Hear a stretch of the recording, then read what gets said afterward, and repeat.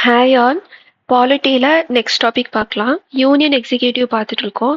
President நம்ம complete பண்ணியாச்சு last வீடியோவில். இன்றைக்கி வைஸ் பிரசிடென்ட் கம்ப்ளீட் பண்ணிடலாம். இது ரொம்பவே சின்ன டாபிக் தான். ஸோ சீக்கிரமாக ஒரு 20 மினிட்ஸ்க்குள்ளே இந்த வீடியோ எண்ட் ஆயிரும். ஓகேங்களா? ஸோ பிரசிடென்ட் தான் நம்மளுக்கு தெரியும் ஃபர்ஸ்ட் சிட்டிசன் ஆஃப் இந்தியா. அவங்களுக்கு அடுத்து ஹையஸ்ட் போஸ்ட்ல யார் இருக்கா அப்படின்னா வைஸ் பிரசிடென்ட் இருக்காங்க. ஓகேங்களா? வைஸ் பிரசிடென்ட் நம்ம எங்கேயாவது டிரைவ் பண்ணியிருப்போம் அப்படின்னா யூஎஸ்ஏலேருந்து நம்ம இதை டிரைவ் பண்ணியிருப்போம். ஆனால் யூஎஸ்ஏல இருக்கிற வைஸ் பிரசிடென்ட்டுக்கும் இந்தியாவில் இருக்கிற வைஸ் பிரசிடென்ட்டுக்கும் இருக்கிற பவர்ஸ் வந்து வேரி ஆகுது. ஓகேங்களா? அந்த ஆஃபீஸ் வைஸ் பிரசிடென்ட் அப்படிங்கிற போஸ்ட்டை தான் நம்ம வந்து யூஎஸ்ஏலேருந்து எடுத்திருப்போம். ஆனால் அவங்க பவர்ஸ் எல்லாம் பார்த்தோம்னா யூஎஸ்ஏ மாதிரியே இருக்காது. எக்ஸாம்பிள் எப்படி சொல்லலாம்னா யூஎஸ்ஏல இன்கேஸ் பிரசிடென்ட் வந்து ரிசைன் பண்ணிட்டாங்க, அவங்க இறந்து போயிட்டாங்க அப்படின்னா இப்போ 4 இயர்ஸ் வந்து அங்கே பிரசிடென்ட் இருக்காங்கன்னு வச்சுக்கலாமே. செகண்ட் இயர் எண்ட் ஆகும்போது பிரசிடென்ட் இறந்து போயிட்டா பேலன்ஸுக்கு 2 வருஷத்துக்கும் வைஸ் பிரசிடென்ட் தான் பிரசிடென்ட்டா ஆக்ட் பண்ணுவாங்க, பிரசிடென்ட்டா இருப்பாங்க மிச்சம் இருக்க 2 வருஷத்துக்கு. இப்போ இந்தியாவில் 5 வருஷத்துக்கு பிரசிடென்ட் இருக்காங்க. 2 வருஷம் முடிஞ்ச உடனேமே ரிசைன் பண்ணிட்டாங்கன்னு வச்சுக்கலாம். அப்போ பேலன்ஸ் வந்து 3 வருஷம் இருக்க போது அந்த 3 வருஷமும் வைஸ் பிரசிடென்ட் வந்து பிரசிடென்ட்டாக இருப்பாங்களான்னா கிடையாது. மேக்சிமம் 6 மந்த்ஸ் மட்டும்தான், 6 மாசங்க மட்டும்தான் வைஸ் பிரசிடென்ட்னால பிரசிடென்ட்டாக ஒர்க் பண்ண முடியும். அதுக்குள்ள எலெக்ஷன் கமிஷன் பார்த்தீங்கன்னா பிரசிடென்ட் எலெக்ஷன் நடத்தியிருக்கணும். ஸோ வைஸ் பிரசிடென்ட் வந்து பிரசிடென்ட்டோட சப்ஸ்டியூட்டா அமெரிக்காவில் இருப்பாங்க. ஆனால் இந்தியாவில் அப்படி கிடையாது. ஓகேங்களா? வைஸ் பிரசிடென்ட் அப்படின்னு எலெக்ட் ஆனாவே அது கூட சேர்ந்து அவங்க பார்க்க வேண்டிய வேலை என்ன அப்படின்னா ராஜ்யசபாவோட சேர்மேனா இருக்கிறது. எக்ஸ் அஃபிஷியோ அப்படின்னா இந்த வேர்டோட மீனிங் என்னன்னா இந்த வேலை இருந்தாவே இதை பார்க்கணும் அப்படிங்கிற மாதிரி. ஃபார் எக்ஸாம்பிள் இப்போ இவங்க வந்து ராஜ்யசபாக்காக எலெக்ஷன்ல நிக்கல, கரெக்டுங்களா? வைஸ் பிரசிடென்ட் எலெக்ஷன்ல நின்று வைஸ் பிரசிடென்ட்டா தான் எலெக்ட் ஆகுறாங்க. ஆனா இதுக்கு வின் பண்ணிட்டாங்கன்னாவே அது கூட சேர்ந்து என்ன மீனிங் வருதுன்னா அவங்க ராஜ்யசபாவோட சேர்மேனாவும் இருக்கணும் அப்படிங்கிறதும் கம்பல்ஷன். நான் வந்து வைஸ் பிரசிடென்ட்டா தான் இருப்பேன், வேற எந்த சேர்மேனால இருக்க மாட்டேன்னு சொல்ல முடியாது. ஓகேங்களா? ஸோ எக்ஸ் அஃபிஷியோனா கூட சேர்ந்து இதையும் பண்ணி தான் ஆகணும் அப்படிங்கிற மாதிரியான ஒரு மீனிங். ஓகேங்களா? அடுத்து இவங்களுக்கு சேலரி வந்து எப்படி கொடுப்பாங்கன்னா ராஜ்யசபா அதாவது கவுன்சில் ஆஃப் ஸ்டேட்ஸோட சேர்மேனுக்குன்னு தான் சேலரி தருவாங்களே தவிர வைஸ் பிரசிடென்ட்டுக்கான சேலரின்னு ஒன்று கிடையாது. ஓகேங்களா?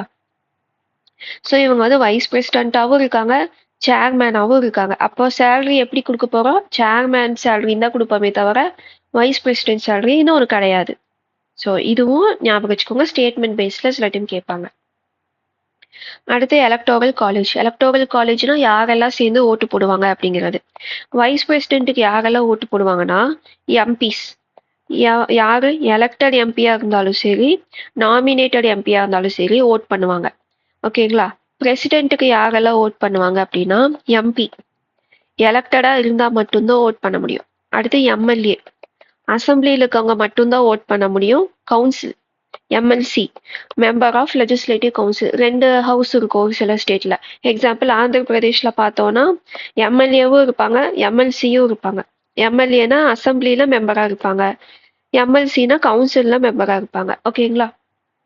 அப்போ கவுன்சில் இருக்கவங்க எலெக்ஷன்ல ஜெயிச்சு கவுன்சில் எம்எல்சி ஆனாலும் அவங்களுக்கு பிரசிடென்ட் ஆஃப் இந்தியா எலெக்ஷன்ல ஓட்டு போட உரிமை கிடையாது. எம்எல்ஏக்கு தான் அந்த உரிமை இருக்கு. அது எலெக்டடா இருக்கணும், நாமினேட்டட் மெம்பர்ஸ் இருக்கக்கூடாது. ஓகேங்களா? இப்போ இந்த எம்பினா ராஜ்யசபா லோக்சபா 2 எம்பியுமே தான் 2 எலெக்ஷன்லயும் கலந்துப்பாங்க. நாமினேட்டட் எம்பி வைஸ் பிரசிடென்ட் எலெக்ஷன்ல இருப்பாங்க, பிரசிடென்ட் எலெக்ஷன்ல இருக்க மாட்டாங்க. 2 எலெக்ஷனுக்கு டிஃபரன்ஸ் புரிஞ்சுதுங்களா? வைஸ் பிரசிடென்ட் எலெக்ஷன்ல எம்எல்ஏஸ் எல்லாம் கலந்துக்க மாட்டாங்க. ஸோ எலக்டோரல் காலேஜ் வந்து வைஸ் பிரசிடென்ட்டுக்கு யாரெல்லாம் லோக்சபாவோட எல்லா எம்பியும் ராஜ்யசபாவோட எல்லா எம்பி, எலெக்டடா இருந்தாலும் சரி நாமினேட்டடா இருந்தாலும் சரி. ஓகேங்களா? எந்த மெத்தட்ல எலெக்ஷன் நடக்குது? Secret ballot system. Secret ballot சிஸ்டம்னா ஒரு பேப்பர் கொடுப்பாங்க, அங்கே நம்ம ப்ரிஃபரன்ஸ் கொடுக்கணும். இவங்க எனக்கு ஃபர்ஸ்ட் ப்ரிஃபரன்ஸ், இவங்க எனக்கு செகண்ட் ப்ரிஃபரன்ஸ்னு கொடுத்து அந்த பேப்பரை வந்து நம்ம ஓட் பாக்ஸில் போட்டுருணும். அதுதான் secret ballot system. Proportional representation. Proportional ரெப்ரசன்டேஷன்னா சொன்னேன், அந்த ஆர்டர் கொடுக்குறது. எனக்கு வந்து இவங்க ஃபர்ஸ்ட் ப்ரிஃபரன்ஸ் செகண்ட் ப்ரிஃபரன்ஸ்னு. சிங்கிள் டிரான்ஸ்ஃபரபிள் ஓட் அப்படின்னா நான் சொல்லியிருப்பேன் பிரசிடென்ட் எலெக்ஷன்லேயே இன்கேஸ் ஃபர்ஸ்ட் கவுண்டிங்கில் யாருமே அந்த மெஜாரிட்டி 50% + 1 ஓட் வாங்கலை அப்படின்னா லாஸ்ட்டாக வாங்கினவங்களோட ஓட்டை வந்து ஸ்ப்ளிட் பண்ணி போட்டுருவாங்க அப்படின்னு. ஸோ அப்போ என்ன ஆகுது? ஓட் வந்து டிரான்ஸ்ஃபர் ஆகுது. அதுதான் சிங்கிள் டிரான்ஸ்ஃபரபிள் ஓட். ஓகேங்களா? ஸோ இதுதான் வைஸ் பிரசிடென்ட்டுக்கான ஒரு இம்பார்ட்டண்ட்டான ஃபேக்ட். அடுத்து எலெக்ஷன்ல நிக்கிறதுக்கு நம்ம பார்த்துருப்போம், பிரசிடென்ட்ல 50 பேர் ப்ரொபோஸ் பண்ணணும், 50 பேர் ப்ரொபோஸ் இல்லைன்னா செகண்ட் பண்ணணும். இந்த 20 இப்போ கேண்டிடேட் வைஸ் பிரசிடென்ட்ல பார்த்தோம்னா 20 பேர். இந்த 20 பேர் யாருன்னா நார்மல் சிட்டிசன் கிடையாது. இவங்களுக்கு அந்த எலெக்ஷன்ல ஓட்டு போடுற உரிமை இருக்கணும். அதாவது பிரசிடென்ட் எலெக்ஷன்ல 50 பேர் ப்ரொபோஸ் பண்ணணும், 50 பேர் செகண்ட் பண்ணணும்.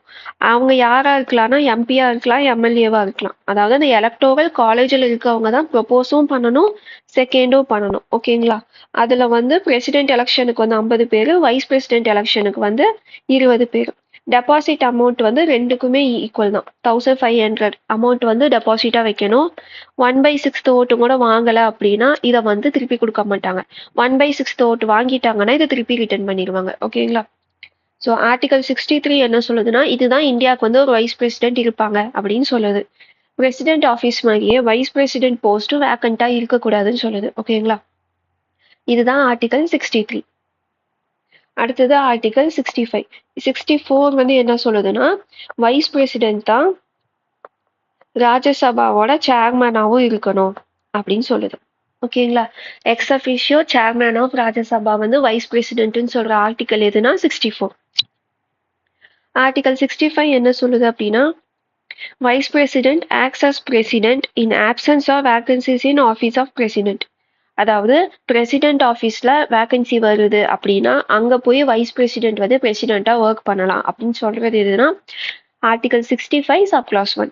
சப்கிளாஸ் 2 என்ன சொல்லுது அப்படின்னா, பிரசிடென்ட் வந்து உடம்பு சரியில்லைன்னு ஆப்சண்டா இருக்காங்க, அந்த டைம்ல பிரசிடென்ட் வேலையை வந்து வைஸ் பிரசிடென்ட் பார்த்தா, பிரசிடென்ட் உடம்பு சரியாகி திருப்பி வரும்போது வைஸ் பிரசிடென்ட் வந்து திருப்பி பழைய வேலைக்கு வந்துடணும், பிரசிடென்ட் தான் மிச்ச வேலையை கண்டினியூ பண்ணுவாங்கன்னு சொல்லுது.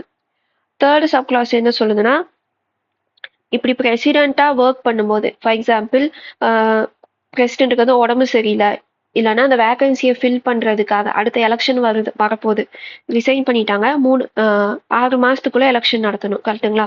அந்த 6 மாசம் பிரசிடென்ட் வேலையை வைஸ் பிரசிடென்ட் பார்த்தா அவங்களுக்கு சம்பளம், ப்ரிவிலேஜ், இம்யூனிட்டி இது எல்லாமே பிரசிடென்ட்டோடது கிடைக்கும். இப்போ பிரசிடென்ட் நம்ம பார்த்தோம், ஆர்டிகல் 361 என்ன சொல்லுது, இம்யூனிட்டிஸை பத்தி சொல்லுது, பிரசிடென்ட்டோட இம்யூனிட்டிஸ். அந்த இம்யூனிட்டிஸ் எல்லாமே வைஸ் பிரசிடென்ட்டுக்கு கிடைக்கும் எப்போ அவங்க பிரசிடென்ட்டா ஆக்ட் பண்ணும்போது. பிரசிடென்ட்டா ஏன் ஆக்ட் பண்றாங்க, எய்தர் ரிசைன் பண்ணியிருப்பாங்க இல்லைன்னா ஆப்சென்ட்டா இருப்பாங்க. ஓகேங்களா? ஸோ ஆர்டிகல் 63 என்ன சொல்லுது, வைஸ் பிரசிடென்ட் இருப்பாங்கன்னு சொல்லுது. 64 வந்து அந்த வைஸ் பிரசிடென்ட்டே தான் ராஜ்யசபாவோட சேர்மேன்னு சொல்றாங்க. ஆர்டிகல் 65 சப்கிளாஸ் 1 என்ன சொல்லுது, பிரசிடென்ட்னால வேலை பார்க்க முடியல, எய்தர் வேகன்சி, ரிசைனேஷன் ஏதோ ஒன்றுனால வேலை பார்க்கலன்னா அந்த வேலையை வந்து வைஸ் பிரசிடென்ட் பார்க்கணும்னு சொல்லுது. செகண்ட் சப்கிளாஸ் என்ன சொல்லுதுன்னா, பிரசிடென்ட் திரும்பி வர வரைக்கும் தான் வைஸ் பிரசிடென்ட் பார்க்கணும், பிரசிடென்ட் திருப்பி வந்தாச்சுன்னா வைஸ் பிரசிடென்ட்டுக்கு அந்த சீட்டை கொடுத்துட்டு போயிடணும். தேர்ட் சப்கிளாஸ் என்ன சொல்லுதுன்னா, வைஸ் பிரசிடென்ட் வேலையை டெம்பரவரியா பார்த்தாலும் பார்க்குற வரைக்கும் அலவன்ஸ், சம்பளம், பவர், இம்யூனிட்டி எல்லாமே பிரசிடென்ட்டோடது கிடைக்கும்னு சொல்லுது. ஓகேங்களா? அடுத்தது ஆர்டிகல் 66 வைஸ் பிரசிடென்ட்டோட எலெக்ஷனை பத்தி சொல்லுது. சப்கிளாஸ் 1 என்ன சொல்லுதுன்னா, எலக்டோரல் காலேஜ் நம்ம பார்த்தோம், லோக்சபா ராஜ்யசபாவோட எலெக்டட் அண்ட் நாமினேட்டட் எம்பிஸ் தான் எலக்டோரல் காலேஜ். அதே மாதிரி பார்லிமெண்ட்டோட எந்த ஹவுஸ்லயும் மெம்பரா இருக்கக்கூடாது. அதாவது லோக்சபா எம்பியாவோ ராஜ்யசபா எம்பியாவோ இருந்துட்டு வைஸ் பிரசிடென்ட் எலெக்ஷன்ல வந்து கான்டெஸ்ட் பண்ணக்கூடாது. அடுத்த தேர்ட் சப்கிளாஸ் என்ன சொல்லுதுன்னா, எலிஜிபிலிட்டி இந்தியன் சிட்டிசனா இருக்கணும், 35 வயசுக்கு மேல இருக்கணும், ராஜ்யசபா எம்பி எலெக்ஷன்ல நிக்கிறதுக்கு என்னெல்லாம் எலிஜிபிலிட்டி இருக்கோ அது எல்லாமே இருக்கணும் அப்படின்னு சொல்றாங்க. அதாவது ராஜ்யசபாவோட மெம்பரா இருக்கணும்னு சொல்லல, அந்த எலெக்ஷன்ல நிக்கிறதுக்கு என்னெல்லாம் எலிஜிபிலிட்டி இருக்கோ அது எல்லாமே இவங்களுக்கு இருக்கணும் அப்படின்னு சொல்றதுதான் எலிஜிபிலிட்டி. ஃபோர்த் சப்கிளாஸ் என்ன சொல்லுதுன்னா, ஆஃபீஸ் ஆஃப் ப்ராஃபிட் வந்து ஹோல்ட் பண்ணக்கூடாதுன்னு சொல்லுது. ஆஃபீஸ் ஆஃப் ப்ராஃபிட்னா கவர்மெண்ட்னால லாபம் வரக்கூடிய எந்த ஒரு வேலையும் இவங்க பார்க்கக்கூடாது அப்படின்னு சொல்லுது. அப்படி பார்த்தா அவங்க எலிஜிபிள் இல்லைன்னு சொல்லுது. ஆஃபீஸ் ஆஃப் ப்ராஃபிட்ல என்னெல்லாம் இருக்காது அப்படின்னு நான் வந்து முன்னாடி பிரசிடென்ட் வீடியோலயே சொல்லியிருப்பேன். என்னெல்லாம்னா பிரசிடென்ட், வைஸ் பிரசிடென்ட், மினிஸ்டர், சென்டரா இருந்தாலும் சரி, ஸ்டேட்டா இருந்தாலும் சரி, இது எல்லாமே ஆஃபீஸ் ஆஃப் ப்ராஃபிட் கீழே வராது. ஓகேங்களா? இப்போ ஒரு எம்பி இருக்காங்க ராஜ்யசபால, ஓகே. இன்னொருத்தங்க ராஜ்யசபா எம்பி ஆனா மினிஸ்டர். ஓகேங்களா. இப்ப இவங்க 2 பேருமே எலெக்ஷன்ல நிக்கிறாங்க வைஸ் பிரசிடென்ட்டுக்கு. இப்ப இந்த 2 பேத்துல இந்த ராஜ்யசபா எம்பி பாத்தீங்கன்னா ரிசைன் பண்ணிடுவாரு. ஏன் அப்படின்னா அவரு ஆஃபீஸ் ஆஃப் ப்ராஃபிட்ல இருக்காரு. பிகாஸ் ராஜ்யசபால எம்பியா இருக்காங்க. ஆனா இந்த மினிஸ்டர் வந்து ரிசைன் பண்ண மாட்டாங்க. ஏன் அப்படின்னா மினிஸ்டர் அப்படிங்கிறது ஆஃபீஸ் ஆஃப் ப்ராஃபிட் இல்ல. அதனால இவங்க வந்து எப்ப ரிசைன் பண்ணுவாங்கன்னா இன்கேஸ் ஜெயிச்சா ரிசைன் பண்ணுவாங்க. ஜெயிக்கலன்னா அவங்க அதையே கண்டினியூ பண்ணிப்பாங்க. ஓகேங்களா. ஸோ இந்த டிஃபரன்ஸ் நமக்கு தெரிஞ்சிருக்கணும். ஸோ ஆஃபீஸ் ஆஃப் ப்ராஃபிட் கீழே இதெல்லாம் வராதுன்னு. ஸோ எலெக்ஷனுக்கு எலக்டோரல் காலேஜ் என்ன, அதுக்கப்புறமா எலிஜிபிலிட்டிஸ் என்ன, எப்போ எலிஜிபிளா இருக்க மாட்டாங்க, இதெல்லாம் சொல்றது தான் ஆர்டிகல் 66. அடுத்த ஆர்டிகல் 65 என்ன சொல்லுதுன்னா வைஸ் பிரசிடென்ட்டோட டேர்மை பத்தி சொல்லுது. 5 வருஷம் எப்ப இருந்துன்னா அவங்க அந்த வேலையை பார்க்க ஆரம்பிச்ச டேட்ல இருந்து வைஸ் பிரசிடென்ட்டா பதவியேற்ற நாள்ல இருந்து 5 வருஷத்துக்கு அவங்களோட டேர்ம் இருக்கு. அவங்க சப்கிளாஸ் ஏ என்ன சொல்லுதுன்னா பிரசிடென்ட் கிட்ட ரிசைன் பண்ணலாம்னு சொல்லுது. இவங்க எப்படி ரிசைன் பண்ணுவாங்கன்னா under the hand and seal. அப்படின்னா அவங்களோட hand written resignation letter with சீலோட கொடுப்பாங்க. ஓகேங்களா. அடுத்து ராஜ்யசபால ரெசல்யூஷன் கொண்டு வந்து வைஸ் பிரசிடென்ட்டை ரிமூவ் பண்ணலாம். ஸோ இந்த ஆர்டிக்கல் என்ன சொல்லுது, ஆர்டிகல் 67 வந்து வைஸ் பிரசிடென்ட்டோட டேர்மை பத்தி சொல்லுது. 5 வருஷம் டேர்ம்னு சொல்லிருச்சு. ஆனா 5 வருஷத்துக்கு முன்னாடியே வைஸ் பிரசிடென்ட் இந்த ஆபீஸை விட்டு போலாமானா போலாம். சப்கிளாஸ் ஏ என்ன சொல்லுதுன்னா பிரசிடென்ட் கிட்ட கைப்பட எழுதி ரிசைன் பண்ணிட்டு போலாம். ஆப்ஷன் பி என்ன சொல்லுதுன்னா ராஜ்யசபால இருக்கிறவங்களா சேர்ந்து உங்களை ரிமூவ் பண்ணலாம், ரெசல்யூஷன் கொண்டு வந்து ரிமூவ் பண்ணலாம். எப்படின்னா எஃபெக்டிவ் மெஜாரிட்டி. இது நம்ம சேலின் ஃபீச்சர்ஸ்ல பார்த்தோம்னு நினைக்கிறேன். இன்ட்ரோடக்ஷன் வீடியோல இருந்து சேலின் ஃபீச்சர்ஸ்ல நம்ம டிஃப்ரெண்ட் டைப்ஸ் ஆஃப் மெஜாரிட்டி பத்தி பார்த்துட்டோம். ஸோ உங்களுக்கு மெஜாரிட்டி பத்தி தெரியல அப்படின்னா அங்க போய் ஒருக்கா ரெஃபர் பண்ணிக்கோங்க. ஓகேங்களா. எஃபெக்டிவ் மெஜாரிட்டி அப்படின்னு என்னன்னா டோட்டல் மெம்பர்ஷிப் ஆஃப் ஹவுஸ். ஒரு ஹவுஸுக்கு இவ்வளோ மெம்பர்ஷிப்னு இருக்கும், அதுல வேக்கன்சி இருக்கும். கரெக்டுங்களா. இது ரெண்டையும் மைனஸ் பண்ணோம்னா நம்மளுக்கு எஃபெக்டிவ் ஸ்ட்ரென்த் கிடைக்கும். ஸோ எஃபெக்டிவ் ஸ்ட்ரென்த்ல 50% + 1 தான் எஃபெக்டிவ் மெஜாரிட்டி. ஓகேங்களா. ஸோ இது நான் உங்களுக்கு வந்து சிங்கிள் லைன்ல சொல்லியிருக்கேன். அதுல வந்து உங்களுக்கு எல்லா டைப் ஆஃப் மெஜாரிட்டி எக்ஸாம்பிளோட எக்ஸ்பிளைன் பண்ணியிருப்பேன். ஓகேங்களா.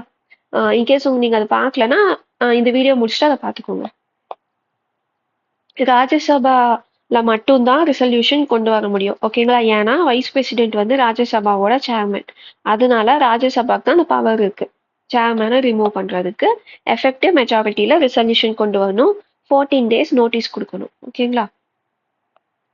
அடுத்தது ஆர்டிகல் 68. எலெக்ஷன் வந்து எந்த டைம் ஃப்ரேம்குள்ள வைக்கணும் அப்படிங்கிறது இந்த ஆர்டிகல் சொல்லியிருக்கோம். சப்ளாஸ் 1 என்ன சொல்லுதுன்னா before the expiration of the term. 5 வருஷம் முடியறதுக்கு முன்னாடியே எலெக்ஷன் கமிஷன் ஆஃப் இந்தியா வந்து அனௌன்ஸ் பண்ணிடணும் டேட்டா அப்படிங்கிற மாதிரி சொல்லுது. சப்ளாஸ் 2 என்ன சொல்லுதுன்னா டெத்து, ரெசிக்னேஷன் இல்லை ரிமூவல்னால அந்த 5 வருஷத்துக்கு முன்னாடியே வேகன்சி வருது அப்படின்னா டைம் லிமிட் எதுவுமே கொடுக்கல. கான்ஸ்டிடியூஷன்ல ஆஸ் சூன் அஸ் பாசிபிள்னு மட்டும்தான் கொடுத்துருக்காங்க. ஓகேங்களா. ஆர்டிகல் 69 வந்து ஓத் பத்தி சொல்லுது. யார் ஓத் செஞ்சு வைப்பாங்க வைஸ் பிரசிடென்ட்டுக்கு அப்படின்னா பிரசிடென்ட் தான் செஞ்சு வைப்பாங்க. அடுத்தது ஆர்டிகல் 70. ஆர்டிகல் 70 என்ன சொல்லுதுன்னா இப்போ பிரசிடென்ட் இல்லாத நேரத்துல, அதாவது இத இல்னஸ் இல்லைன்னா ஆப்சென்ட், வெளிநாட்டுக்கு போயிட்டாங்க, இல்ல அப்படின்னா வேகன்சி இருக்கு, ஏதோ டேர்ம் முடிஞ்சு போச்சு, இல்லைன்னா ரிசைன் பண்ணிட்டாங்க, இல்ல ரிமூவ் பண்ணிட்டாங்க, இம்பீச் பண்ணிட்டாங்க. இந்த ரீசன்ல வைஸ் பிரசிடென்ட் வந்து பிரசிடென்ட்டா ஆக்ட் பண்ணணும் அப்படின்னு நம்ம கான்ஸ்டியூஷன்ல சொல்லியிருக்காங்க. இப்ப இது போக வேற ஏதாச்சும் ரீசன்ஸ் இருக்கு அப்படின்னா அதுக்கு பார்லிமெண்ட் வந்து லா கொண்டு வந்து சரி பண்ணிக்கலாம்னு சொல்றாங்க. ஓகேங்களா. அப்போதைக்கு என்னெல்லாம் ரீசனா இருக்க முடியுமோ கான்ஸ்டியூஷன் அசம்பிளில கான்ஸ்டியூஷன் மேக் பண்ணும்போது என்னெல்லாம் ரீசன்ஸ் அவங்களுக்கு தெரிஞ்சுதோ அதெல்லாம் கொடுத்துருக்காங்க. ஓகேங்களா. பிரசிடென்ட் இல்லாத டைம்ல வைஸ் பிரசிடென்ட் வந்து அந்த வேலையை பார்க்கலாம் அப்படின்னு. ஆனா ஃபியூச்சர்ல வேற ஏதாச்சும் ரீசன்ஸும் வருது அப்படின்னா அப்ப என்ன பண்ணணும் அப்படிங்கிற பவரை பார்லிமெண்ட் கிட்ட கொடுத்துருக்கோம்னு சொல்ற ஆர்டிகல் தான் ஆர்டிகல் 70. ஓகேங்களா. அதுபடிதான் இந்த ஆக்டும் வந்திருக்கு. The president discharge of functions act 1967. ஓகேங்களா. அதுல என்ன சொல்லியிருக்காங்க, வைஸ் பிரசிடென்ட்டும் இல்ல பிரசிடென்ட் ஆப்சென்டா இருக்காங்க, அப்ப வைஸ் பிரசிடென்ட்டும் ஆப்சென்ட்னா சீஃப் ஜஸ்டிஸ் ஆஃப் இந்தியா அந்த வேலையை பார்க்கலாம் அப்படிங்கிறது உங்களுக்கு இந்த ஆக்ட்ல தான் இருக்கு. ஏன்னா நம்ம பார்த்தோம் கான்ஸ்டிடியூஷன்ல பிரசிடென்ட் இல்லைன்னா வைஸ் பிரசிடென்ட் இருக்கலாம்னு சொல்லியிருக்கலாங்களே தவிர பிரசிடென்ட்டும் இல்லைன்னா என்ன பண்ணணும்னே சொல்லலை. அப்போ டிஃப்ரெண்டான ஒரு சுச்சுவேஷன் வருதுங்களா, ஆர்டிகல் 70 பவர் கொடுத்துருக்கா. இந்த மாதிரி டிஃப்ரெண்டான சுச்சுவேஷன் வருது அப்படின்னா பார்லிமெண்ட்டே நீங்க ஒரு லா மேக் பண்ணிக்கோங்கன்னு. ஸோ இந்த லா படி பிரசிடென்ட் இல்ல வைஸ் பிரசிடென்ட்டும் இல்லைன்னா சீஃப் ஜஸ்டிஸ் ஆஃப் இந்தியா பிரசிடென்ட்டா ஆக்ட் பண்ணலாம். ஓகேங்களா, இதுதான் ஆர்டிகல் 70. அடுத்தது ஆர்டிகல் 71. இது வந்து election of president and vice பிரசிடென்ட்டை பத்தின ஆர்டிகல். ஓகேங்களா, இதுல தான் டிஸ்பியூட்டை பத்தி பேசியிருக்காங்க. நம்ம பிரசிடென்ட் வீடியோலயே பார்த்தோம். இப்போ பிரசிடென்ட் எலெக்ஷன்ல ஒரு ப்ராப்ளம்னு இருந்தா அது சுப்ரீம் கோர்ட் தான் பார்க்கணும் அந்த மாதிரி. அதெல்லாம் எங்க சொல்லியிருக்குன்னா ஆர்டிகல் 71ல சொல்லியிருக்கு. Election of president and vice president disputes வருது. ஃபர்ஸ்ட் ஆஃப் கிளாஸ் என்ன சொல்லுதுன்னா டிஸ்பியூட்ஸ் வருது பிரசிடென்ட் இல்ல வைஸ் பிரசிடென்ட் எலெக்ஷன் ரிலேட்டடா. டிஸ்பியூட்னா பிரச்சனை. எக்ஸாம்பிள், இந்த ஓட் வந்து கரெக்டா போடல, ஏமாத்தி இருக்காங்க, அந்த மாதிரி. ஓகேங்களா, அது மாதிரி வருதுன்னா சுப்ரீம் கோர்ட் மட்டும்தான் அதை வந்து விசாரிக்க முடியும். சுப்ரீம் கோர்ட் டிசிஷனும் ஃபைனல்னு சொல்றதுதான் 71st ஆர்டிகல் சப்கிளாஸ் 1. சப்கிளாஸ் 2 என்ன சொல்லுதுன்னா இப்போ அந்த எலெக்ஷன் வந்து சுப்ரீம் கோர்ட் வந்து வாயிட்னு சொல்லுது. வாயிட் இந்த சென்ஸ் வந்து செல்லாதுன்னு சொல்றாங்க அப்படின்னா அந்த பிரசிடென்ட்டோ இல்ல வைஸ் பிரசிடென்ட்டோ, ஃபார் எக்ஸாம்பிள் இன்னைக்கு டேட்டு May 6. ஓகேங்களா, சுப்ரீம் கோர்ட் வந்து சொல்றாங்க இது மாதிரி வைஸ் பிரசிடென்ட் எலெக்ஷன் வந்து செல்லாது அப்படின்னா May 6 அதுக்கு முன்னாடி வரைக்கும் சைன் பண்ணது வைஸ் பிரசிடென்ட் டிசைட் பண்ணது எல்லாமே வேலிடேட் ஆகும். ஓகேங்களா, ஆனா இதுக்கப்புறம் அவங்களால அந்த பவர்ல இருக்க முடியாது. ஓகேங்களா, அதுதான் இந்த செகண்ட் சப் கிளாஸோட மீனிங். அந்த ஜட்ஜ்மெண்ட் வந்து அன்னைக்கு அதுக்கு முன்னாடி வரைக்கும் சைன் பண்ணது எல்லாமே அவங்க பண்ண எல்லா விஷயமும் செல்லும்னு சொல்றாங்க. சப் கிளாஸ் 3 என்ன சொல்லுது அப்படின்னா பிரசிடென்ட் அண்ட் வைஸ் பிரசிடென்டோட எலெக்ஷனை ரெகுலேட் பண்ணதுக்கு பார்லிமெண்ட் லா கொண்டு வரலாம்னு சொல்றாங்க. இப்போ நம்ம கான்ஸ்டியூஷன்ல எலெக்ஷனுக்கு என்ன சொல்லியிருக்காங்க, எலிஜிபிலிட்டி சொல்லியிருக்காங்க, எலக்டோரல் காலேஜ் சொல்லியிருக்காங்க, மேனர் ஆஃப் எலெக்ஷன் அதாவது preferential voting system, secret ballot system, EVM எல்லாம் யூஸ் பண்ணல. ஸோ எப்படி எலெக்ஷன் நடத்தணும் அப்படிங்கிறத ஒரு பேசிக்கா வந்து ஒரு கைட்லைன் மாதிரி கான்ஸ்டியூஷன் இருக்கு.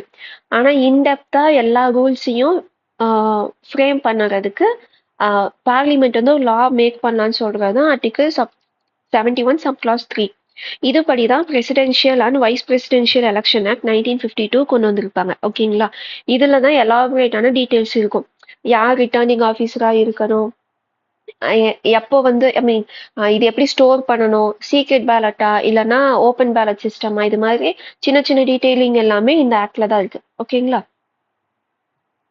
சப் கிளாஸ் 4 என்ன சொல்லுது அப்படின்னா எலெக்ஷன் வந்து டிஸ்பியூட்டடா சொல்லக்கூடாது. எப்போனா எலக்டோரல் காலேஜ்ல வேகன்சி இருக்கு அப்படின்னு. ஃபார் எக்ஸாம்பிள், ஒரு 5 சீட் வந்து வேக்கண்டா இருக்கு, ஏன்னா அங்க வந்து எலெக்ஷன் வந்து வரப்போகுது, பை எலெக்ஷன் வரதா இருக்கு. ஆனா அந்த எலெக்ஷனுக்கு முன்னாடியே வைஸ் பிரசிடென்ட்டோ இல்ல பிரசிடென்ட் எலெக்ஷனோ வருதுன்னா இந்த 5 சீட்டு ஃப்ரீயா இருந்த டைம்ல ஏன் எலெக்ஷன் நடத்துனீங்க, அது செல்லாது, நம்ம கொஸ்டின் கேட்க முடியாது. ஓகேங்களா, ஸோ எலக்டோரல் காலேஜ்ல வேகன்சி இருக்கிறதுனால இந்த எலெக்ஷன் வந்து செல்லாது, இல்லைன்னா கொஸ்டின் கேட்குற ரைட் வந்து யாருக்கும் கிடையாது. அதே மாதிரி பிரசிடென்ட் இல்லை வைஸ் பிரசிடென்ட் எலெக்ஷனுக்கு வந்து எய்தர் அந்த கேண்டிடேட் வந்து கொஸ்டின் கேட்கலாம், இல்லை அப்படின்னா அந்த எலக்டோரல் காலேஜ்ல இருந்து குரூப் ஆஃப் மெம்பர் வந்து கேட்கலாம். ஓகேங்களா, நம்ம நார்மல் சிட்டிசன் எல்லாம் போய் கொஸ்டின் பண்ண முடியாது.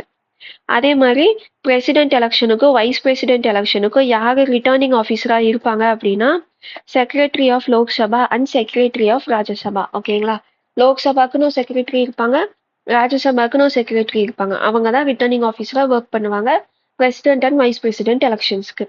இப்போ நம்ம போய் ஓட் போடுறோம் இல்லைங்களா, அதில் ரிட்டர்னிங் ஆஃபீஸரா யார் இருப்பாங்கன்னா டிஸ்ட்ரிக்ட் கலெக்டர் வந்து இருப்பாங்க.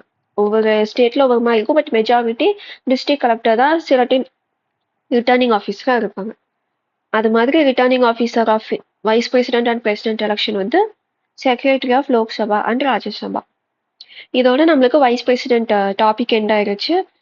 இதோட பிடிஎஃப் வந்து இங்கிலீஷ் அண்ட் தமிழ் ரெண்டுமே இருக்கு. 2 நோட்ஸுமே நான் வந்து டெலிகிராம் சேனல் அப்லோட் பண்ணிடுவேன். லிங்க் வந்து டிஸ்கிரிப்ஷன்ல இருக்கு. ஓகேங்களா, உங்களுக்கு வேற ஏதாச்சும் நான் ப்ரியாரிட்டி பேசிஸ்ல கம்ப்ளீட் பண்ணணும்னாலும் கமெண்ட் பண்ணுங்க. பிகாஸ் இப்போதைக்கு நான் வந்து எக்கனாமி வந்து நான் பாலிட்டி வீடியோஸ் கொஞ்சம் குயிக்காக கவர் பண்ணலாமான்னு பார்க்குறேன்.